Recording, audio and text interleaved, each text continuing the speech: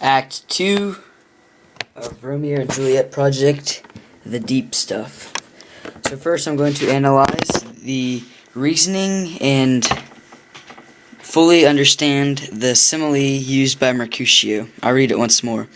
Thy head is as fun of quarrels as an egg is full of meat, and yet thy head hath been beaten as addle as an egg for quarreling. 2 were in that sentence. The understanding and putting it into English is basically Mercutio telling Tybalt that he is not very smart and his head is basically full of rocks. The head is as fun of quarrels as an egg is full of meat. And as we know, an egg is not full of meat, so he's saying that he's not too fun. The reason why Shakespeare would put this into the play is mainly to, I guess, build tension and induce the fight, causing it to build more suspense.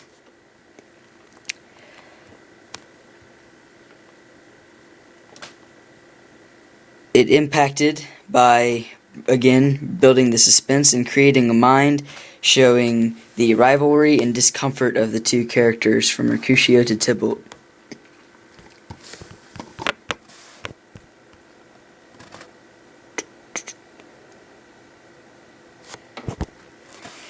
Shakespeare also uses to give us, as the reader, a deeper understanding of the two's rivalry and to show how the scene plays out. Not really as much imagery, but it does kind of create the picture and show us in dialogue what is happening and how the two do not get along. On to the metaphor, which I will read the metaphor once more. Come night, come Romeo, come thou day and night, for thou wilt lie upon the wings of night, whiter than new snow on a raven's back. Juliet asked night to come with her, and she asked Romeo to come. Romeo, thou day and night, for thou wilt lie on the wings of night, whiter than new snow on a raven's back. The metaphor contrasts Romeo's whiteness and the deep black of night, and the same contrast is repeated in the climax of Juliet. Give me my Romeo, and where I shall die, take him and cut him out in little stars, and he will make the face of heaven so fine that all the world would be in love with night, and pay no worship to the garnished sun. One thing I noticed is earlier Romeo compared Juliet to the moon, and here they say, and pay no worship to the garish sun, that all the world will be in love with night, which is the moon, like Romeo gave the comparison to her. It's pretty obvious why Shakespeare puts this into here, showing the need of Juliet for Romeo and the need of Romeo for Juliet. Any moment without Romeo is a minute wasted. It contrasts Romeo directly from the from the wings of night to the wings of day. She wants to see Romeo again all the time. Moving on from the segment of metaphor and simile on to the soliloquy and monologue. Now to the actual puppets. Do do do do do do do do do. Oh, comfortable friar, where is my lord? I do remember well where I should be, and there I am. Where is my Romeo? Here, Juliet is asking the friar, where is my lord? I do remember where he should be, and there I am. Where is Romeo? She calls Romeo her lord. The purpose of this soliloquy is not to talk to any other character, but to talk to the audience, and no one hears it. Juliet and Romeo, as most of the people know, are madly in love. Juliet has said, and basically, that any minute without Romeo is a minute wasted. The impact of this soliloquy showed that despite anything that's gone on, Juliet still needs and loves Romeo.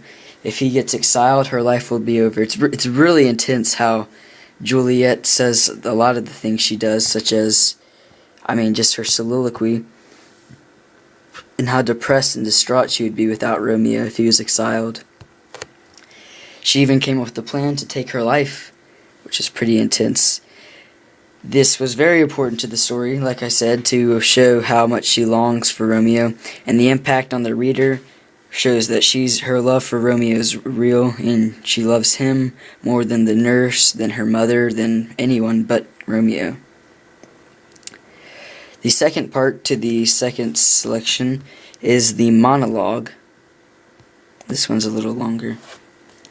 This is also Juliet from Act 3, Scene 3. Act 3, Scene 2. Shall I speak ill of him that is my husband? Ah, my poor lord, what tongue shall soothe thy name, when I, thy 3 hours' wife, hath mangled it?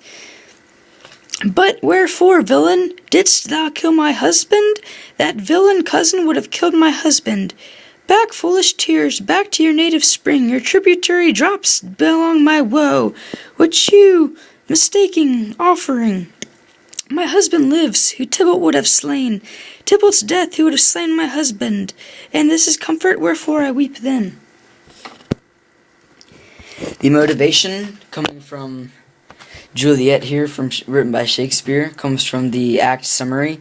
This is just after Romeo's exilement and the known death to her of Tybalt.